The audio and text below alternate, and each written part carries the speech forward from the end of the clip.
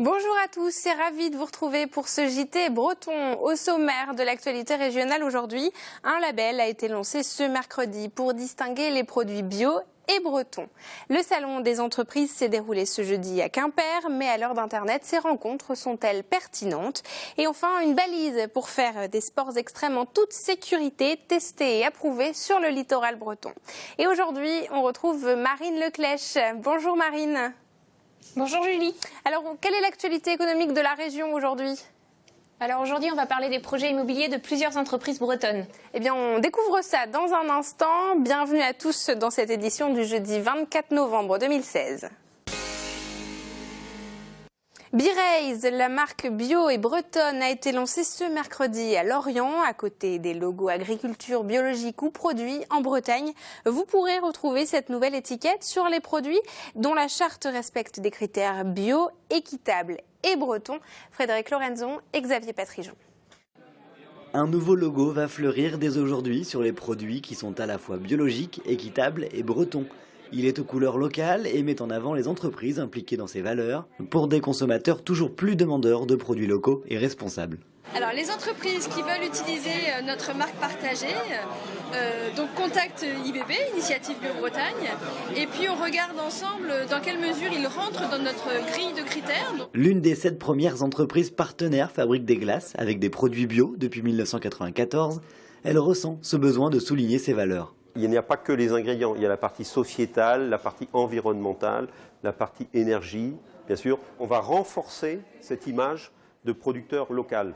Parce qu'un consommateur qui est par exemple à Nantes ou à Rézé, etc., la marque Jean-Pi n'a pas forcément effectivement la même force qu'un consommateur qui est ici à Brest. Voilà, donc l'idée c'était de pouvoir encore plus identifier nos produits bretons en linéaire, dans les supermarchés, etc. Des étiquettes sur lesquelles il sera également possible d'identifier les ingrédients, les lieux de fabrication grâce à un flashcode, avec l'objectif de développer leur implication sous le logo B-Raise. On va pouvoir l'aider aussi à améliorer ses pratiques, que ce soit en termes d'ingrédients, de pratiques diverses. L'ordre de prix va être très variable selon la taille des entreprises. Par exemple, pour les producteurs, ça sera 80 €. Les responsables de la marque espèrent au moins une vingtaine de nouvelles entreprises adhérentes à B-Raise en 2017.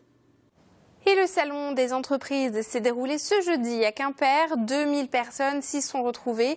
Mais à l'heure où les réseaux sociaux sont omniprésents dans de nombreux secteurs, ces rencontres sont-elles encore utiles pour les entrepreneurs et les collectivités? Réponse sur place avec Christophe Boucher. La communication, notamment via réseaux sociaux et e-mail, n'a jamais été aussi présente qu'aujourd'hui. Pourtant, les échanges physiques se multiplient. Dans le Finistère, les salons comme celui de l'agriculture ou encore celui de l'artisanat n'ont jamais autant attiré de monde. Le premier forum Terre d'entreprise à Quimper ne déroge pas à la règle. Dans le monde économique, la rencontre physique reste avant tout une aventure humaine. Que ce soit des professionnels, des porteurs de projets, ils ont besoin de rencontrer d'autres individus pour échanger et puis pour déclencher la confiance. Le fait d'échanger, ça porte de la veille. C'est-à-dire qu'on, comme ça, on connaît mieux son environnement et on peut modifier sa stratégie et puis, au fond, être plus lucide sur la situation globale de son activité. Finistérien depuis moins de 6 mois, Alexandre Desbois envisage la reprise d'une entreprise de 40 salariés à Plogonec. Fraîchement arrivé à la Pointe-Bretagne, le futur patron s'est tourné vers un réseau économique pour mener à bien son projet. Aujourd'hui, on n'a soi-disant jamais autant communiqué à travers le monde, mais je ne suis pas persuadé que les gens se parlent plus qu'il y a 50 ans, bien au contraire.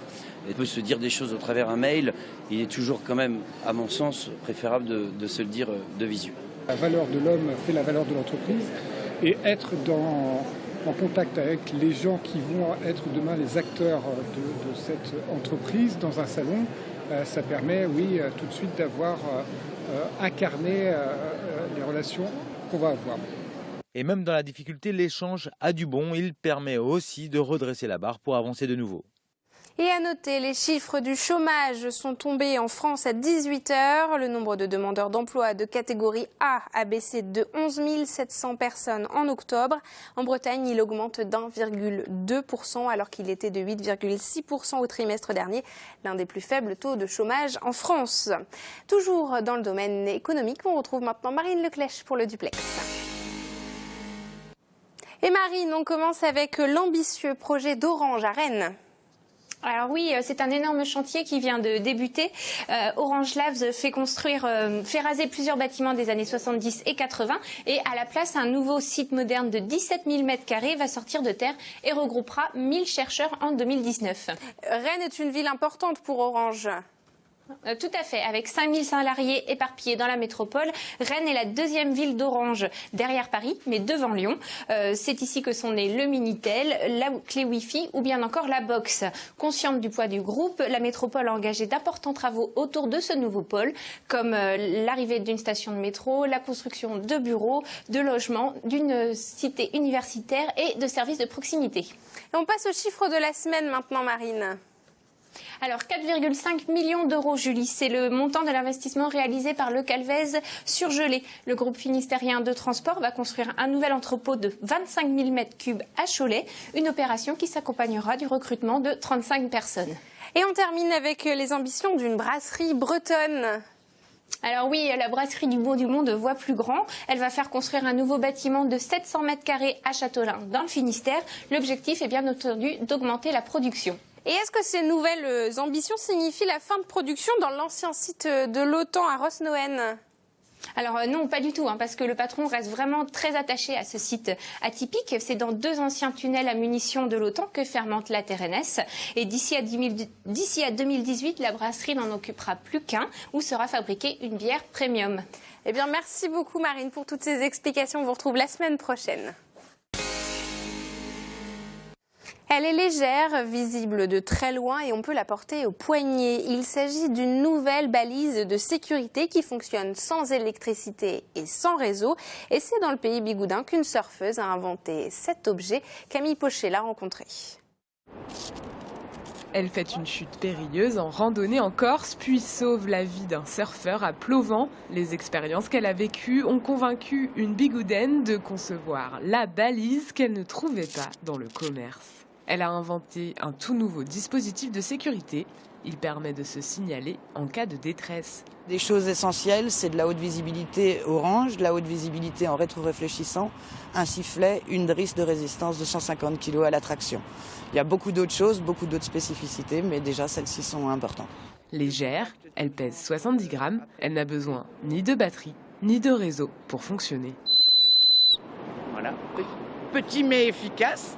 Après 2 ans de travail, des tests en mer et un brevet déposé, Anne-Sophie a monté son entreprise avec 2 associés en juillet dernier. Ils se sont rendus à la mi-novembre à Amsterdam, au Salon international des industries marines, où l'accueil a été chaleureux. Mais avant de passer à l'étranger, il faut déjà en vendre ici. La commercialisation de cette balise commence au début du mois de janvier. La première série est une série française de 172 pièces, donc on développe ici avec Outils Océan à Saint-Évarzec. Et ensuite, on envoie toutes les matières pour ces premières séries en Asie. C'est ni écologique ni économique, mais ça nous permet à nous d'avoir vraiment le résultat de ce qu'on veut avec les matières qu'on veut. Et ensuite, on fera sourcer directement, arriver les matières là-bas. Moi, j'avais un petit peu peur des surfeurs de gros, et en fait, l'accueil est vraiment formidable. Après cette balise baptisée Babso, 2 autres vont suivre, adaptées à des milieux spécifiques. Un peu de musique à présent avec la finale des Tréteaux chantants ce jeudi à Brest. Ce concours musical recevait Hervé Villard pour sa 23e édition. Le gagnant de la finale est Jean-Jacques Marek du Folgouette près de Brest pour sa reprise de l'accordéoniste d'Edith Piaf. Et à noter que TBO et TB Sud diffusent cette grande finale le 7 décembre à 18h15 dans l'émission Chemin de Traverse. On retrouve maintenant votre tour de Bretagne en 60 secondes de Benjamin Bréau. Une grue de 35 mètres de haut a menacé de s'écrouler ce jeudi dans le quartier de la Gare à Rennes. 120 personnes ont dû être évacuées en attendant son démontage. Précisons que notre journaliste est revenu indemne du tournage de ces images. Léol, c'est son nom, était en test ces derniers jours sur le vélodrome de Guipava. Son objectif, parcourir en mars prochain en Égypte 2800 km sans recharger ses batteries. Alors pas de mauvais esprit, développé à Ploufragan, censé s'améliorer grâce notamment à des entreprises et des étudiants de Brest. Il s'agit donc d'un véhicule solaire breton et aucune blague à base de pluie ne sera tolérée. Enfin, ils étaient ce jeudi en dernière page du Télégramme. Les frères Giry de Vannes sont des spécialistes du parcours, un mode de déplacement acrobatique et impressionnant. Alors si avant vous ne voyiez pas ce dont il s'agissait, maintenant vous voyez, ça part en vrille.